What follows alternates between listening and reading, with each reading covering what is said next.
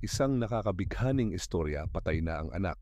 Ngunit patuloy pa rin ang pagtawag ng kanyang cellphone na nailibing kasama niya. Paano ito nangyayari? Mula sa libingan, ang telepono ng kanilang anak ay tumatawag sa kanila.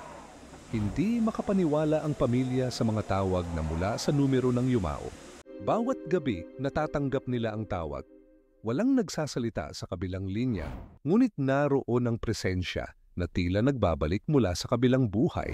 Iniisip ng pamilya na baka ito'y paraan ng kanilang anak upang ipaalam na siya'y nasa payapang kalagayan. Ngunit, ang misteryo ay lalong lumalalim. Sinubukan nilang palitan ang numero ng telepono, ngunit kahit anong gawin, patuloy ang mga tawag mula sa nakalibing na cellphone. Nagpakonsulta sila sa mga eksperto at espiritista.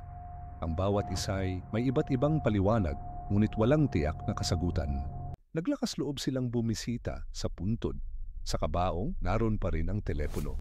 Bawat pagtawag ay nagpapaalala ng koneksyon sa kanilang anak. Sa huli, natutunan nilang tanggapin ang mga tawag bilang tanda ng pagmamahal.